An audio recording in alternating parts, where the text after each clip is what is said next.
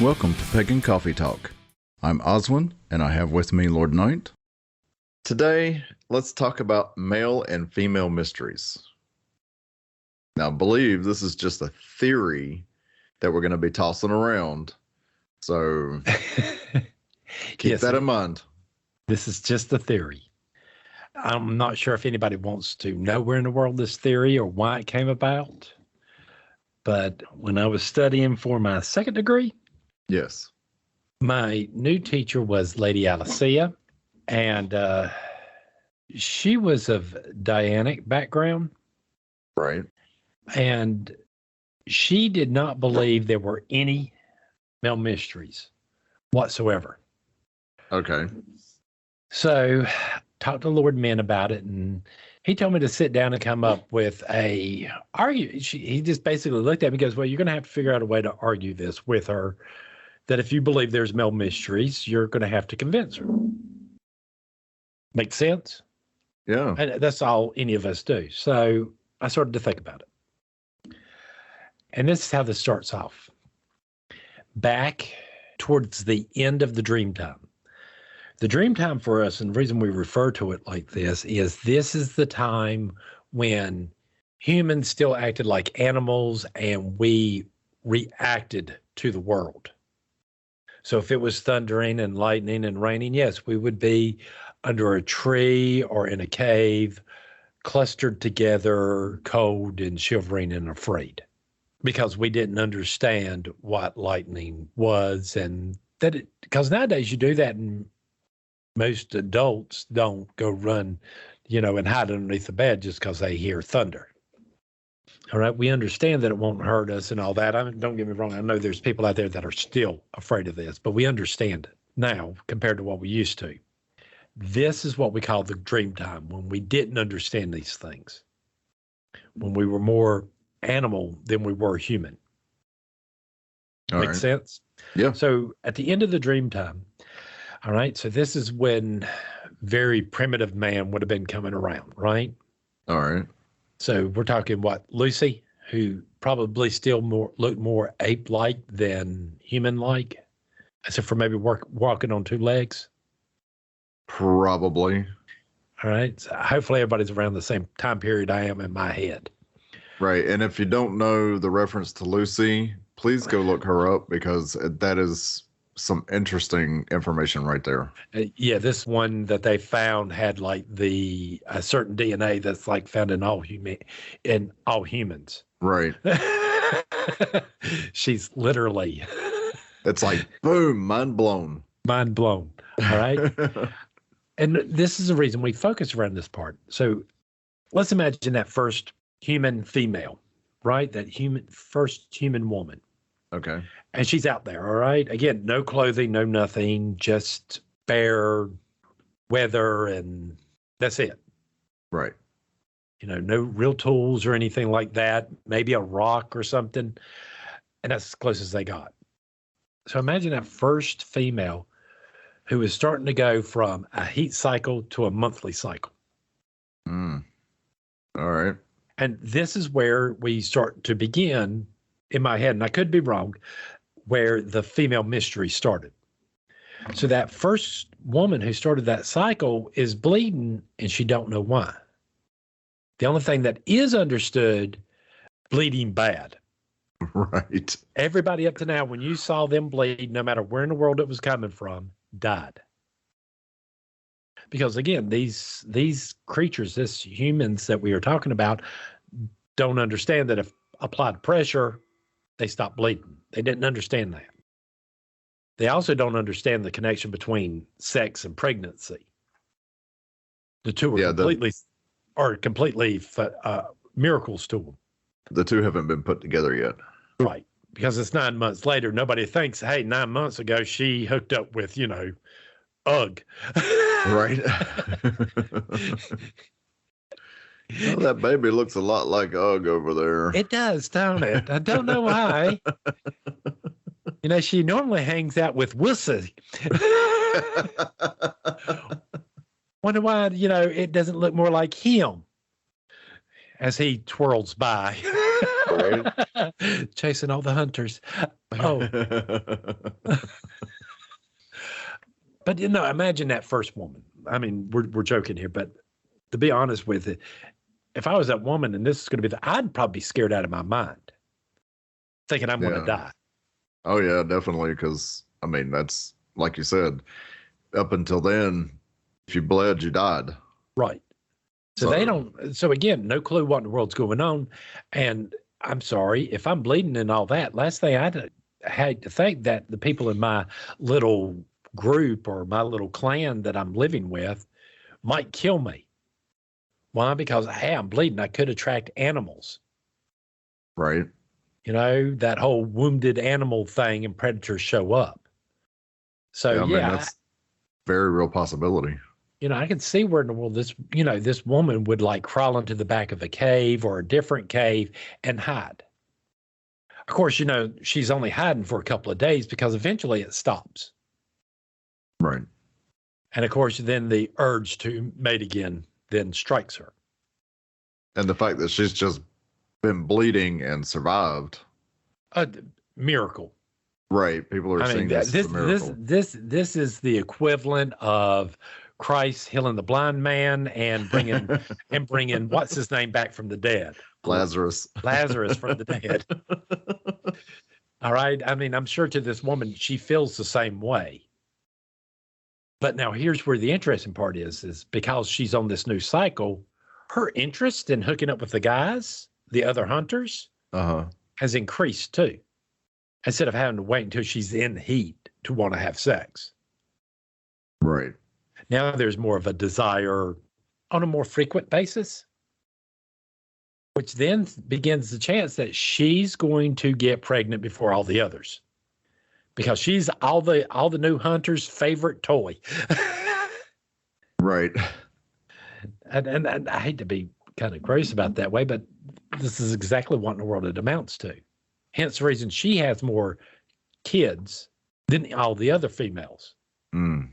Which means that genetic anomaly that sent her from a heat cycle into a monthly cycle is being passed on to her kids. Right. It's adaptation.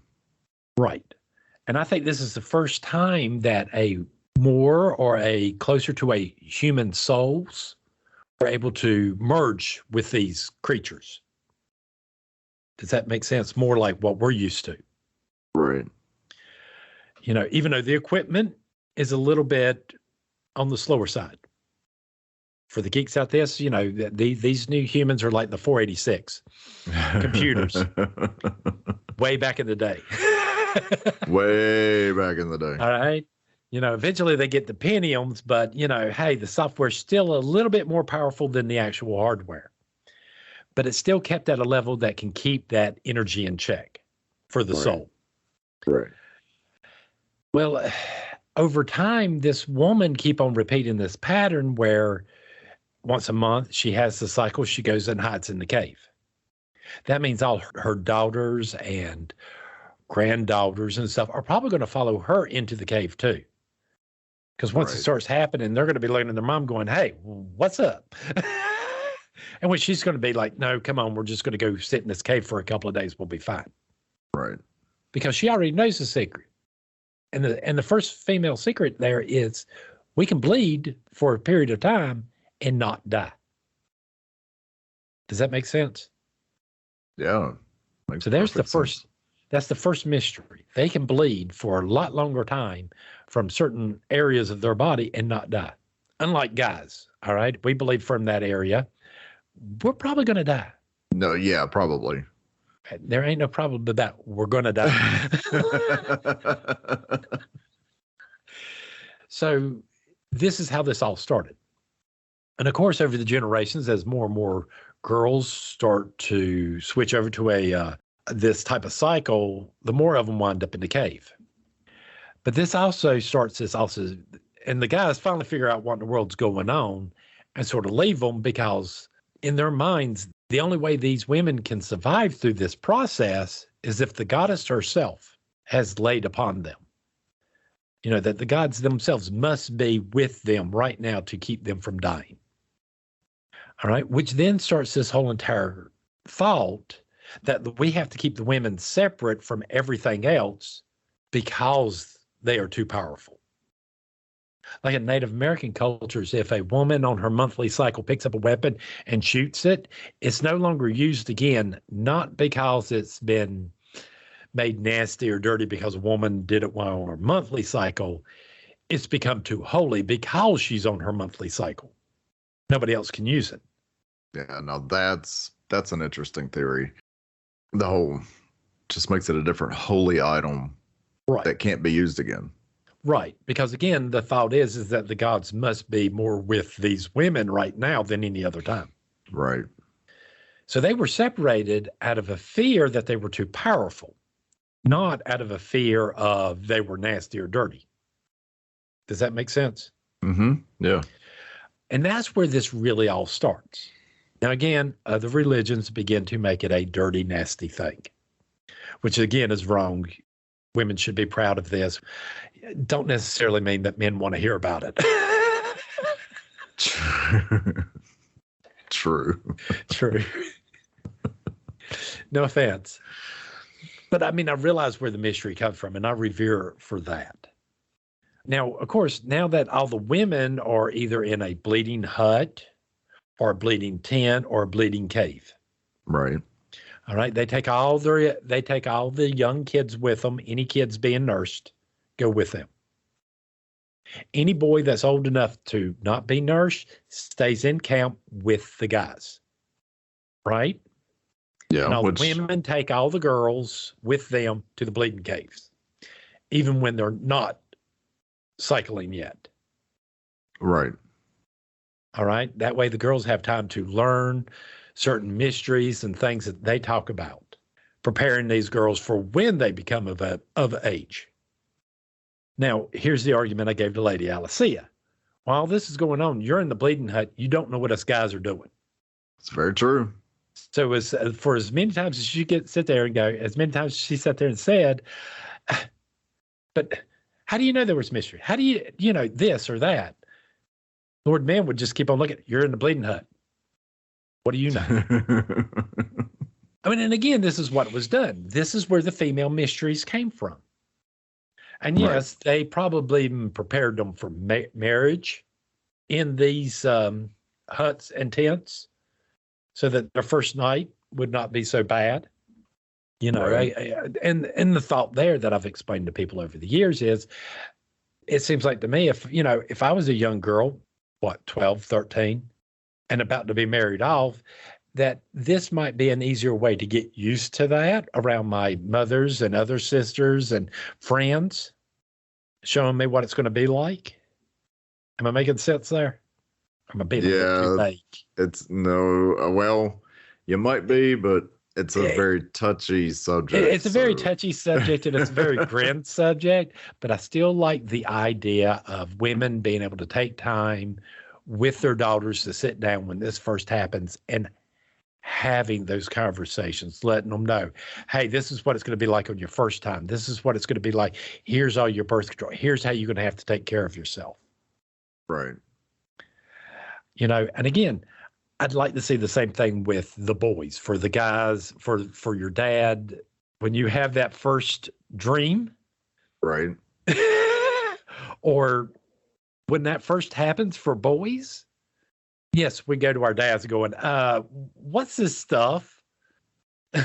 Right. I wish I had that when I was growing up, because I had a lot of questions and I had no answers. And again, it's different when you and your dad go out on a camping trip and him sit down and going, okay, it's just me and you here. So what happens here, what's said here stays here. Right. And we're going to talk about stuff that your mom might not want you to necessarily hear because she thinks you're too young. But here it is. And here's the truth. Yeah, you do it too many times, you're going to rub yourself raw. You don't use this. You don't do that. It's going to be bad. Right. But there's nothing wrong with doing this in moderation. Right. You're not going to go blind.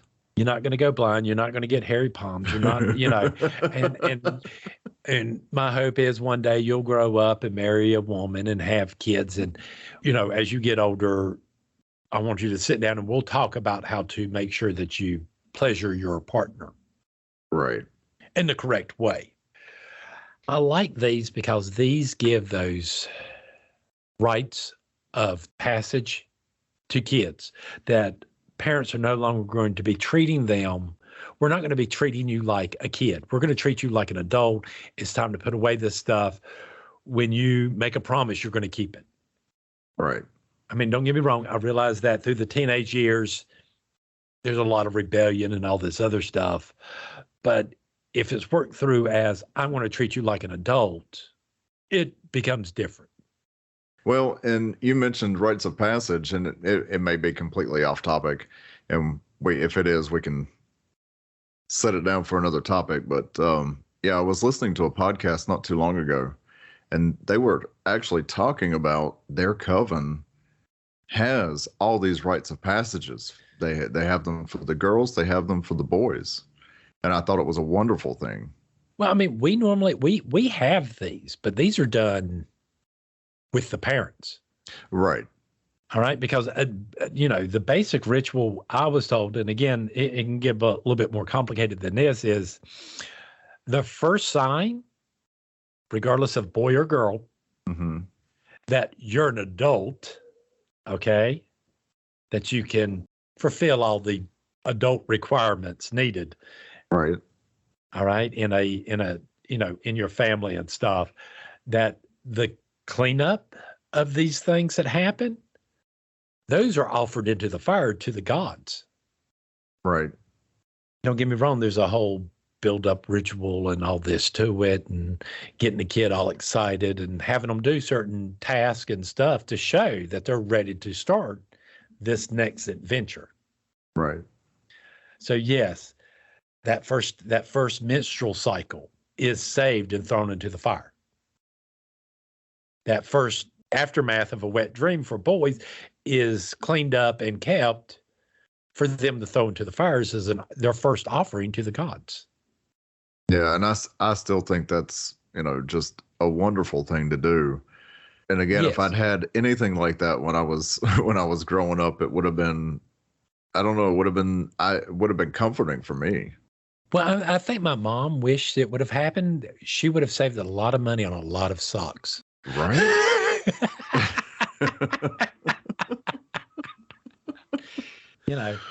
But here's where the mystery started. Here's where in the world these two halves of each culture started. When the women were segregated themselves into bleeding huts to feel like they protect themselves, plus the guys were like, they're too powerful, we have to protect them. On the outside, this is probably when the guys did all that honey-do list stuff. Probably, yeah. Yeah, Clean up, fix the huts. Fix the huts, fix the roof. The fence needs to be mended. The pigs keep on escaping when you go out and hunt. We got to fix that. And here's the dad with their son going, okay, here's how we fix this. Here's how you hunt. A lot of people think that, what is that? The hoop and stick. Mm-hmm. Everybody thinks this is a kid's game, and it is a kid's game and stuff like that. But people don't realize for boys, this is eye-hand coordination. Right. To learn how to hunt. That you can do this, you can get this wooden ring to roll down the street by using another stick. This was your eye-hand coordination test. Right. So now there is a male mystery wrapped up in all of this that we did not know for years. And you might have to look this up for me. But at least in the first trimester, all babies are female. Did you realize that? I believe that's very true. And then at some certain point between the first and the second trimester, if it's a boy, they get an extra, they get a big shot of testosterone, the Y chromosomes taking effect. The ovaries that have grown inside the boy drop and start becoming testes. Right. I'm not sure of the actual timing. I'm not but either. yeah, it's somewhere in there that all this sort of happens.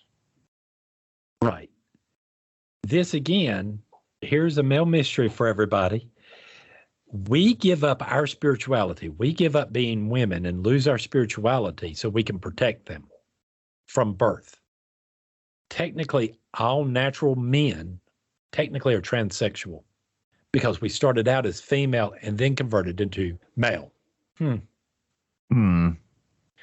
the only reason I bring this up is because we do have a problem in our community about the priestesses wanting to treat the priests kind of like second-class citizens. Right. But the priestesses have forgotten what we give up to be born male to protect them when we get to this realm of existence. Right. And it's not saying that they need protection, but that's our job. Well, again, they control our spiritual lives. They're allowed to go full hog deep as they want into spirituality and all that. That's what we're here for. Right. We're here to take care of the mundane when they take care of the spiritual. And I hate to be this way, but starting off as a woman, yes, we're losing our connection to certain energies to protect them. Definitely. Again, just a theory. It's an interesting theory. And for the way some priestesses teach their priests, I want to look at them and say, you need to be a little bit more respectful to remember. Let me remind you what I had to give up to be a priest. Right. And I'm here. I actually have a job. I have a responsibility, and that is to take care of the mundane, the religious side of what we are. Right. That way you don't have to. You can focus on the spiritual. That way you focus on the spiritual. Now, that's fine and dandy, but priestesses also have to listen to our advice too. We listen to them, but they need to start listening to us too and take some things into account. Right. I haven't seen it too much. I have seen a few instances where priestesses are not treating the priests appropriately. Yeah. But yeah, I do see it. I see it too. I mean, there's some out there that are just as bad as the Christian churches or the other religions that do the opposite to the women. Oh yeah. So, yeah, I mean, it's a lot of the same thing. Right. I mean, this whole entire thing has become a horseshoe. Yeah. And that these two, you got the women that believe, are diehard feminists in our community. And then you have the Abrahamic religions that believe women should be quiet in the thing, have literally become their own monsters in their own right. Yeah, which is sad. I mean, which is sad. It doesn't have to be that way. No, it don't. And it shouldn't be whatsoever. So I'm about out of coffee. I hope people like this theory. And if they want to try to poke holes into it, please do. Let us know, though. I know, right? I can either watch the video or read the post or whatever. Please let me know. Yeah, tag us in it so that we can find you and send us a link, something. I mean, this is just one theory that we have. And again, it could be wrong. But I mean, we really need to, as a community, look at both the male and female mysteries. Right. We've got to keep these going. Yeah. I mean, this is just the theory of where it all started. So we sort of have a basis on where to move to from now. And yeah, there's a lot of the male mysteries might just be knowing something, not actually being told. Right. I don't know how to explain that. It's that same obsession little boys still have to this day about, writing their name in snow. We just know how to do it. Nobody ever teaches us. It's just at some point somebody goes, oh yeah, hey there, what's this? Right. Those might actually be the male mysteries. Very well could be. Hence the reason I really like the Boy Scouts for boys. Right. Because it gave them that opportunity. And I really wish somebody would start more of a pagan version of this where Boys could go into one camp and the girls could go to another. And if the girls want to do the stuff like the boys, then they can do it as a bunch of girls. Right. Because they need to learn that from their viewpoint without male interference and vice versa. Right. Absolutely. And especially at them young ages. You know, there's certain things that can be learned there and stuff like that, how to get along with other boys and how, you know, boys can go out and fight their best friends in the backyard and 2 seconds later be sitting there going, yeah, did you watch that game? And I thought y'all were mad at each other. Oh, we just beat the crap out of each other. We'll be all right. Yeah, we're good. We're good. And I know a bunch of women look at us guys going, that is insane. No. It's a God thing. It's a guy thing. This is where we get rid of our emotion is the actual fight. This is where we're using our emotions. Right. And then afterwards, it's like, okay, we fall. Yeah, you kicked my ass, but hey, you know what? I ain't got nobody else to hang out with, so here you go. Right. Thanks for listening. Join us next week for another episode. Pagan Coffee Talk is brought to you by Life Temple and Seminary. Please visit us at lifetempleseminary.org to learn more. You can also find links to all our social media, Facebook, Twitter, YouTube, and Reddit. We travel down this trodden path, the maze of stone and mire. Just hold my hand as we pass by a sea of blazing pyres. And so it is the end of our days, so walk with me till morning breaks. And so it is the end of our days, so walk with me till morning